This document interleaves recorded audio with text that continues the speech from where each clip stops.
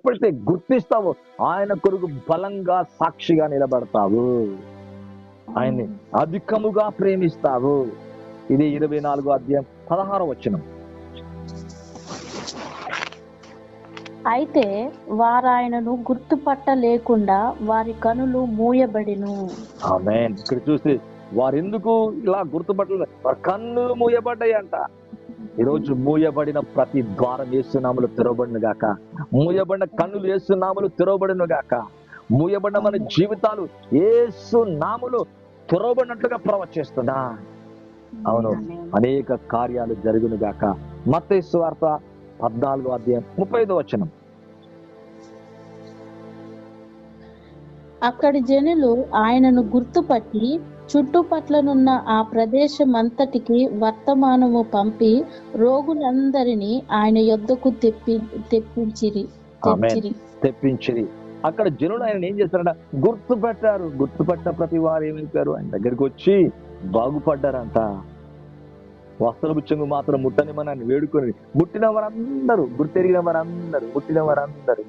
వారందరూ స్వస్థత నొందిరి. ఈరోజు ప్రభువును గుర్తిస్తున్నామా? నీకు అనేక కార్యాలు జరుగుతాయి. దేవుడు నేను స్వస్థపరచడు. ప్రభు నేను స్వస్థపరచును గాక. నీకు నెమ్మది ఇచ్చును గాక. నీకు ధైర్యాన్ని ఇచ్చును గాక. నీ కడుపులో సమస్య, నడుములో సమస్య, తలలోన బీపీయా, షుగరా, థైరాయిడా, నీ లివర్ ప్రాబ్లం, హార్ట్ ప్రాబ్లమా, ఎనీ సిక్నెస్ యేసునామములో ప్రతి సిక్నెస్ హీలవును గాక. దీర్ఘాయుష్ కలుగును గాక. మంచి ఆరోగ్యం కలుగును గాక. ఆయన వస్త్రపు చెంగులోంచి స్వస్థత బయలుదేరుతుంది. వస్త్రపు ఆయన శరీరము కాదంట, ఆయన చేతులు కాదంట, ఆయన వస్త్రాల్లో కూడా ప్రభావం బయలుదేరుతుంది.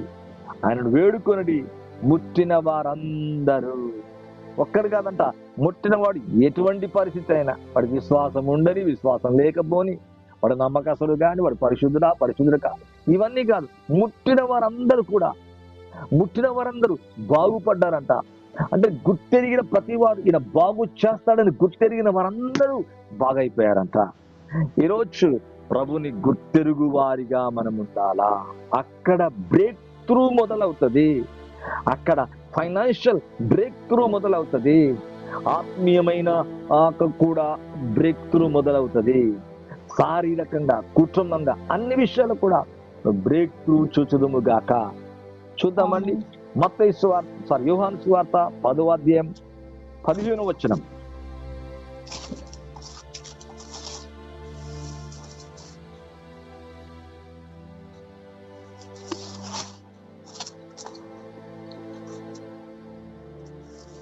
యోహాను సువార్త 10వ అధ్యాయం 15వ వచనం.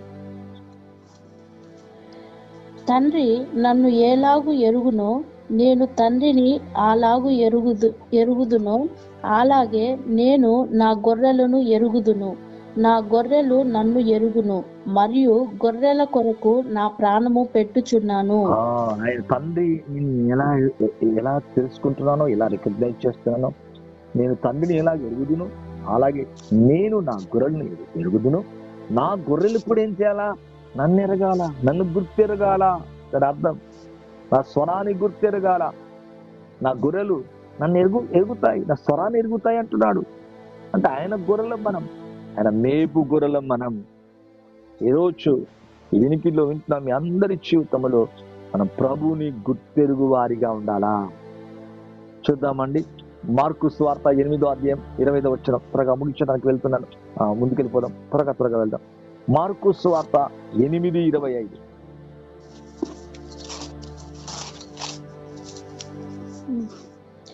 అంతటా ఆయన మరల తన చేతులు వాని కనుల మీద నుంచగా వాడు తేరి చూచి కూర్చుండబడి సమస్తమును తేటగా చూడసాగెను. కుదుర్చబడి సమస్తము తేటగా చూడసాగెను. కుదుర్చబడి అంటే సెటరైట్ అయింది, క్లియర్ అయింది. మొదటగా తాకాడు, కానీ వాడికి సరిగా కనబడలేదంట. అప్పుడప్పుడు దేవుడు కార్యాలు చేస్తున్నాడు, గుర్తెరుగుతలే. మళ్ళా ఆగట్లేడు దేవుడు, ప్రభు అక్కడ ఆగట్లే. అంతటైనా మళ్ళా చేతులు వాని కన్నుల మీద ఉంచగా వాడు తేరి చూచి కుదుర్చబడంట. ఈరోజు కుదుర్చబడును గాక ప్రతి సమస్య, తేటపరచబడును గాక నీ వినికిడి. ఆత్మ చెప్పు మాటను, ఆత్మలు మనసులో నువ్వు తేటగా ప్రభు యొక్క మాటలు గుర్తెరుగుదుము గాక. ఇక్కడ చూస్తే వాడు స్వస్థపరుస్తా అంటే వాడు గుర్తెరుగుతలేడు. వాడు స్వస్థత గుర్తెరుగుతలేడు. వాడు కన్నెత్తి మనుషులు నాకు కనబడుతున్నాడు, కానీ వాడు చెట్ల వలె నడుచుచున్నట్లుగా నాకు కనబడుతుంది. అంటే క్లియర్ అవుతలేడు. దేవుడి కేసు క్లియర్ చేస్తే వాడు క్లియర్ అవుతలేడు. మరలా తాకి వాడిని క్లియర్ చేసినట్లుగా చూస్తున్నాము. అంతటా ఆయన మరలా తన చేతులు వాని కన్నుల మీద ఉంచగా వాడు తేరి చూచి కుదుర్చబడి సమస్తము తేటగా చూడసాగినంట. ఈరోజు తేటగా విందువుగాక ఆయన స్వరాన్ని, తేటగా చూచుదువుగాక కనులతో, తేటగా గుర్తెరుగుదుముగాక. తేటగా అంట. చెప్పండి, ఆ మాట చెప్పండి తల్లి, తేటగానమ్మా. అప్పుడే నువ్వు తేటగా ప్రభుని ప్రేమిస్తావు. లేదా తేటగా ప్రేమించలేవు అమ్మా. తేటగా నువ్వు ప్రేమించాలంటే నువ్వు తేటగానే ఉండాలా. అంటే దాని అర్థం ఏంటంటే నువ్వు తేటగా, ఇది దేవుని కార్యమే, ఇది దేవుని అద్భుతం, దేవుని స్వస్థత, దేవుని మహిమ గల కార్యం, దేవుని కృతజ్ఞత కలిగి ఉండాలి. నువ్వు తేటగా గుర్తిస్తే నువ్వేం చేస్తావు? అమ్మో, అక్కడ ప్రభుని ఎంత అంటే షార్ప్గా ప్రేమిస్తావు, త్వరితగతంగా ప్రేమిస్తావు, ఇష్టంగా ప్రేమిస్తావు, బలంగా ప్రేమిస్తావు. అవును, కృతజ్ఞత కలిగి ఉంటాం. ఈరోజు ఈ వినికిలో ఉంటున్నాం మనం. అవును, ప్రభు యొక్క కార్యాలు శిష్యులు గుర్తుపట్టలేదు, మళ్ళా తిరిగి గుర్తుపడుతున్నారు. మగ్దలేని మరియ గుర్తుపట్టలేదు. ఒక చిన్నదంటే అపోస్తుల కార్యములు చూడండి, దేవుని యొక్క వాక్యములు కనుక చూస్తే అపోస్తుల కార్యములు 12వ అధ్యాయం 14వ వచనం. 12వ అధ్యాయం 14వ వచనం. ఆమె పేతురు స్వరము గుర్తుపట్టి సంతోషము చేత తలుపు తీయక లోపలికి పరిగెత్తుకొని పోయి పేతురు తలుపు దగ్గర నిలుచున్నాడని తెలిపెను. పేతురు స్వరాన్ని గుర్తుపడుతుంది చిన్నది, ఇక్కడ పెద్దలు మాత్రం గుర్తుపడతలేరు. ఎంత బాధాకరం. అందుకు వారు నీవు పిచ్చిదాని వనది. అయితే తాను చెప్పినదే నిజమైన ఆమె దృఢముగా చెప్పినప్పుడు దృఢపరచబడుతుందామా. ఎంత గుర్తిస్తుందో అంత దృఢపరచబడుతుంది. మీరు అర్థం చేసుకోవాలా. అంటే నీ ఫెయిత్ ఎప్పుడు దృఢపడుతుంది తెలుసా?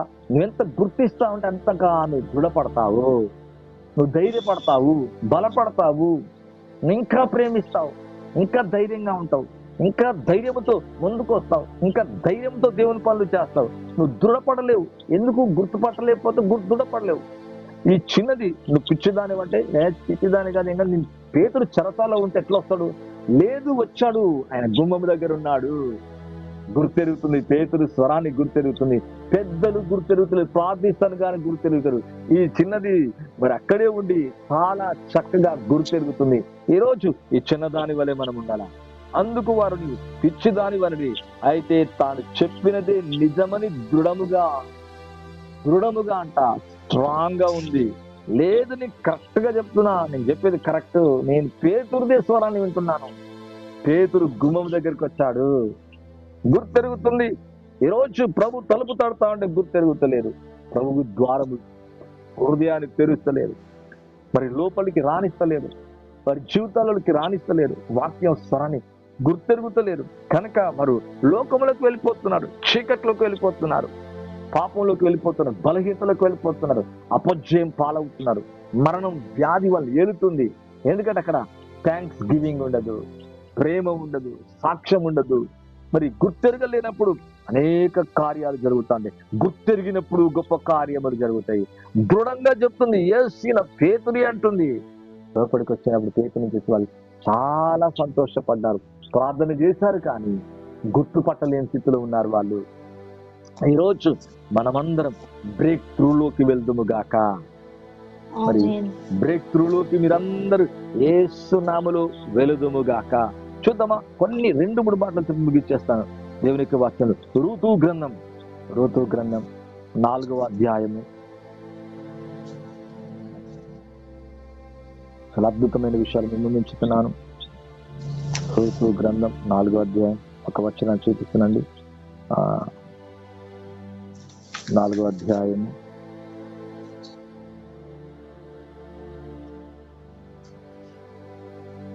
ఒక్క విషయాన్ని చూద్దాం.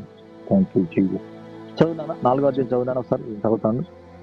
బోయాజు పూర ద్వారము వద్దకు పోయి అక్కడ కూర్చుండగా బోయాజు చెప్పిన బంధువుడు ఆ త్రోవను పోవుచుండెను కనుక బోయాజు పోయి ఈ తట్టు తిరిగి ఇక్కడ కూర్చుని. ఋతు గ్రంథం 3వ అధ్యాయం. ఋతు గ్రంథం 3వ అధ్యాయము చాలా మంచి విషయం ఉంది. చూద్దాము.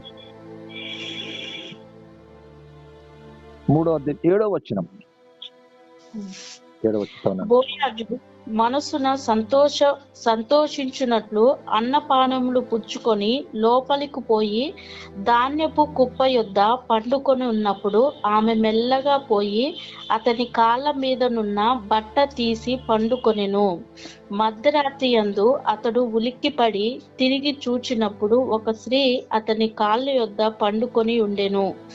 అతడు నీవెవరవని అడగగా ఆమె, నేను రూతు అను నీ దాసురాలిని, నీవు నాకు సమీప బంధువుడు కనుక నీ దాసురాలి మీద నీ కొంగు కప్పుమనగా, అతడు, నా కుమారి, యెహోవా చేత నీవు దీవెన నొందిన దానవు, కొద్దివారిని గాని గొప్పవారిని కానీ యవ్వనస్తులు నువ్వు వెంబడింపక ఉండవల్ల నీ మునుపటి సత్ప్రవర్తన కంటే వెనకటి సత్ప్రవర్తన మరి ఎక్కువైంది. ఇక్కడ చూస్తే అత్తని రూతుని బోయాజ్ దగ్గరికి పంపిస్తున్నట్టుగా దేవుని యొక్క వాక్యంలో చూస్తున్నాం. ఇక్కడ వెళ్ళి ఆయన పాదముల దగ్గర పడుకున్నట్లుగా వాక్యంలో చూస్తున్నాం. మధ్యరాత్రిలో అతను ఉలికిబడి లేచాడంట. చూచినప్పుడు ఇక్కడ స్త్రీ, అవును, ఇక్కడ బోయాజును ఈ స్త్రీ గుర్తెరుగుతుంది. బోయాజు విడిపించగలవాడని, బోయాజు సమీప బంధువుడని, బోయాజు సమస్యలు అర్థం చేసుకోగలడని వెళ్ళి ఆయన పాదాల దగ్గర పడుకున్నప్పుడు అతను ఉలికిపడి చూసినప్పుడు ఈమె కనబడిందట. నువ్వెవరు అన్నప్పుడు, నీ దాసురాలైన రూతు నేను. ఏంటి నీ ఇక్కడ చెప్తున్నాడు, అతడు నా కుమారి, యెహోవా చేతను దీవెన నొందిన దానవు. కుమార్తెగా చూస్తున్నాడు. కొద్దివారిని గాని గొప్పవారిని గాని యవనస్తులను గాని, కొద్దేమి గొప్పేమి, డబ్బునేమి డబ్బులేననేమి, నువ్వు యవనస్తురాలివి, వివాహమైంది, నీ భర్త చనిపోయాడు, కానీ ఎవ్వని వెంబడిస్తలేవు. నువ్వు చాలా నీతిగా ఉంటున్నావు, నువ్వు నిజాయితీగా ఉంటున్నావు, నువ్వు పరిశుద్ధంగా ఉంటున్నావు.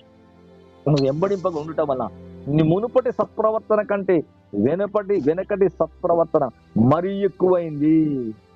అవును, ఇక్కడ రూతుని బోయాజు గుర్తిస్తున్నాడు, బోయాజుని రూతు గుర్తిస్తుంది.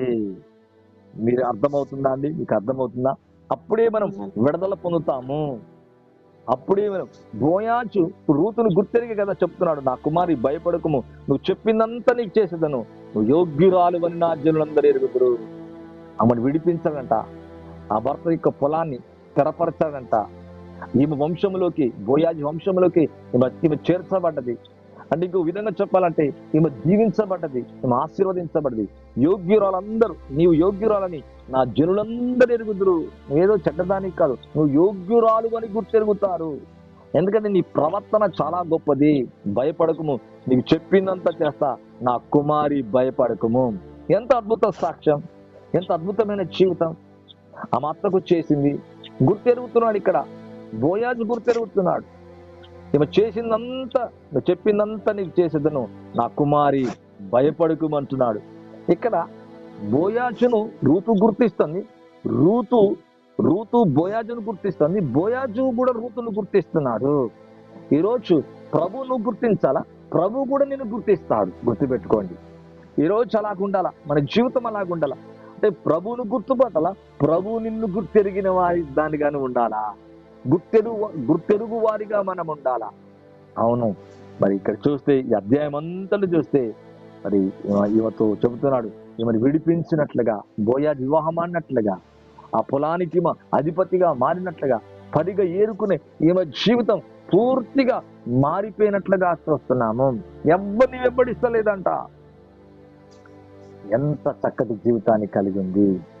అవును, ఈరోజు అందుకే నా కుమారి, యెహోవా చేతను దీవెన నొందిన దానవు, దేవుని చేతను దీవెన నొందిందని. కొద్ది వారిని గాని గొప్పవారిని గాని యవ్వనస్తులను వెంబడింపగా ఉండటం వల్ల నీ మునుపటి సత్ప్రవర్తన కంటే వెనుకటి సత్ప్రవర్తన మరీ ఎక్కువైపోయిందంట.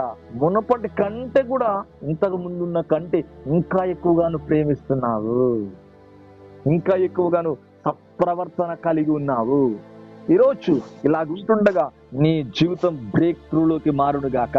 తన భూమి కోల్పోలే, తన స్థలము కోల్పోలే, తనకున్న స్థలం స్థిరపడ్డదంట. దీవెన పొందిందామా, యెహోవా చేత దీవెన పొందింది, మనుషుల చేత కూడా దీవెన పొందింది.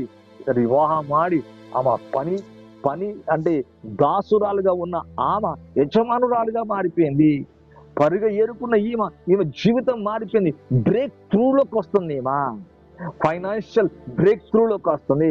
పరిగ ఏరుకోవటం అంటే సామాన్యమైన స్థితి. ఇప్పుడు ఆ స్థితి మారిపోయింది. ఎందుకు? ఆమె ప్రవర్తన, ఆమె భక్తి, ఆమె నిజాయితీ, ఆమె జీవిత విధానం, ఆమె ఆమె ఆ బోయాజును గుర్తెరిగిన విధానం మారిపోయింది గనక ఆమె జీవితంలో ఆమె గుర్తెరిగబడ్డది. అంతేకాదు ఆమె జీవితం కూడా పూర్తిగా మారిపోయింది. ఈ లైవ్ ని వీక్షిస్తున్న మీ అందరి జీవితంలో ప్రభు మిమ్మల్ని బ్రేక్ త్రూలోకి నడిపించును గాక.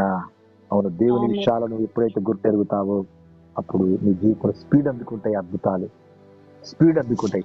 ఈరోజు స్పీడ్ గా అద్భుతాలు నేను అందుకున్నాను గాక. ఫైనాన్షియల్ ఆమేన్. బ్రేక్ త్రూ స్పీడ్ గా నేను అందుకున్నాను గాక. గుర్తెరిగి మనం ఇంకా ప్రేమిద్దాం, ఇంకా ముందుకెళ్దాం, ఇంకా ప్రభులో మనం ముందుకు సాగుదాం, సాక్షులుగా నిలబడదాం. అవును, కృతజ్ఞత కలిగి ఉందాం, దేవుని కొరకే జీవిద్దాం. అటువంటి కృప, అటువంటి ఆశీర్వాదం యేసయ్య మీ అందరికి ఇచ్చును గాక. ప్రభు మిమ్మల్ని దీవించి ఆశీర్వదించును గాక. God bless you all. Praise the lord.